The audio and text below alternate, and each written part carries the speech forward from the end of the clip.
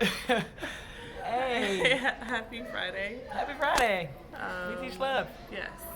So, we're going to talk about a myth about relationships. We're like relationship myth busters. Right. Get with it. Get with it. So, there's a myth that I'm sure all of us have participated in at some point. Um, yeah. And the idea that long relationships are better or good or healthier Or even. more valuable, Yes. worthy. More worthy, like there's something to aspire Successful, to. right. More successful. That's probably the general consensus. Like that, those two things are equal: longevity and success. Long relationships mean it's working. Yes. So like if you've been married for 20 years and someone who's just been married for 6 months is like, oh, like I want to be married for 20 years, or people are supposed to like celebrate the fact that when we see these couples, like I think I want to say like President Carter and his wife have been married for like 70 plus years. And people are just celebrating the fact that they're still married because longevity in itself is like, we equate that with success. And obviously they must be happy or they wouldn't have been married for X number of years. So we like applaud the fact that they've been doing this for so long. And so we want to bust the myth that longevity equals success or health or anything else that you should aspire to in your relationships, because it's just not true. No.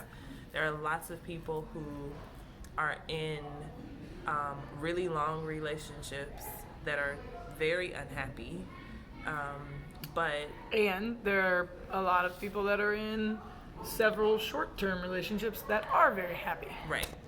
Right? And I certainly would prefer, and this hasn't always been the case, but now I realize I would prefer to have several short, happy relationships than one long, unhappy relationship. Like I would much rather be with someone for 5 years, realize we're not happy in the relationship, and then, potentially find someone else to be happy with, than to be in a 50-year relationship and where I was only really happy the first 5 years, but I committed to being with them for the rest of my life. So Sacrificed your happiness I for sacrificed- longevity. right? And because I made vows, and because this is what's expected of me, and because it means something if I don't keep trying to make something work that maybe isn't intended to work anymore.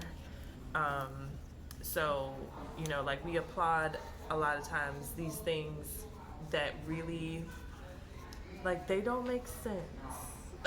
Like, Yeah, in reality. in reality, they don't really Right. make sense. We just romanticize the idea that, oh, like if you've been with this person for so long, that must mean that you have this great relationship, and that's not always the case. And I think I love the way you say it, like when you think about like making vows and the types of things people promise in vows, like to love you forever and be faithful forever and to do all these things forever.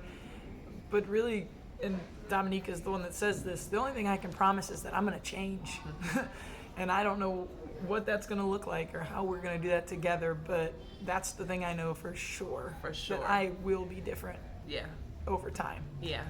And I think too, like if I were to get married, I think probably what I would be willing to promise or vow, along with the fact that I'm going to change, is that I will make the effort to,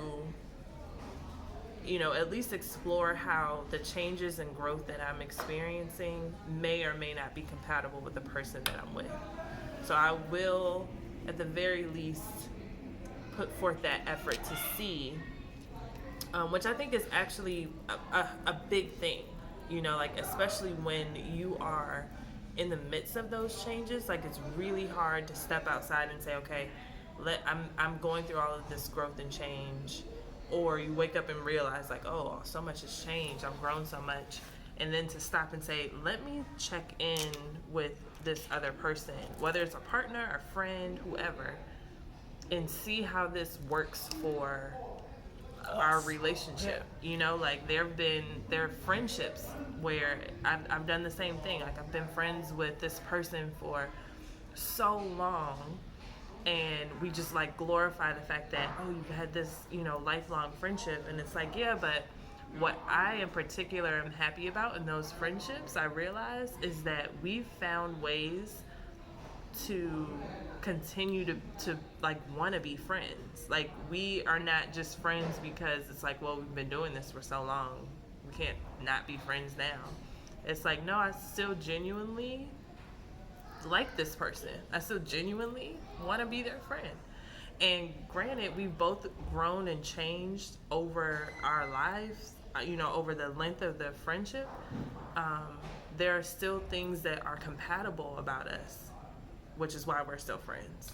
Different than like a more intimate relationship or marriage or romantic relationship is the time spent with that person is more, less frequent, more flexible, not as everyday as our traditional like marriage or romantic relationships in this sometimes in this right? society. And there's less pressure.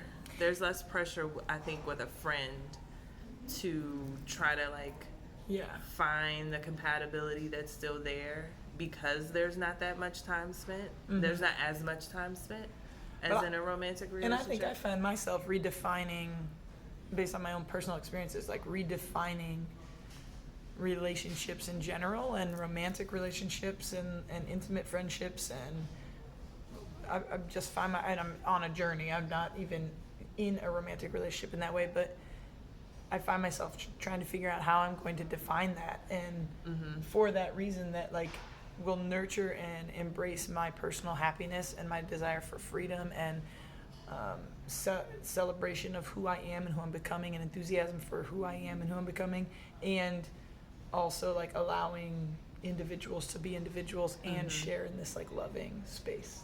And that's a mouthful.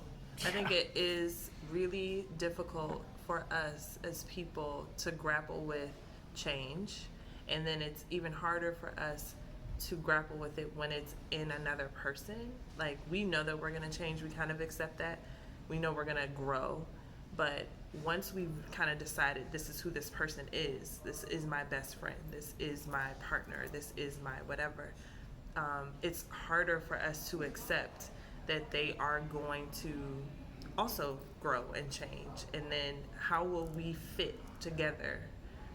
Because it will be different. Which is where I feel like the redefining for me is coming in. Like, will I ever be in a position to be in a traditional relationship like I thought I was going to be for the rest of my life, where we're like, no, we live together, we spend time together, we're committed to each other, this is it, it's us forever, versus now having this mindset of like, yeah, I think what keeps things healthy is that we do get to be individuals and we do get to share, and maybe in an everyday way, maybe in like a partnering in life kind of way, but also like we go our own way sometimes, right? And that like allows like there's an expectation that's built into the friendship or the relationship for you to grow and explore who you are and who you're becoming. And then come back and be curious and excited and enthusiastic to like get to know that person again, right? Because I do believe like on a spiritual level, we can stay connected through worldly change, right? With friends, absolutely, family, whatever. I think it's just something you have to be conscious of and aware of and open to. Like if you're not open to the curiosity, then that's gonna be an obstacle for you. Like if you're aware, so we're putting you on notice that it's gonna happen anyway. So it would be helpful to you to get curious about your change, about the people that you relate to, how they're changing, and commit to like staying curious, and only commit if nothing else. Not I'm gonna say only, but before you commit or vow or promise anything else, commit to what we know is inevitable, which is that you both will change, and that it will be important for you to be curious about the ways that you've changed for you to be happy. Whether you stay together or not, you just need to be both like aware and curious. Yeah. Right? Yeah. That's all we're saying, y'all. That's all we're saying. On a Friday. On a Friday. We teach love. Keeping it light. We teach love, y'all. Bye, yeah.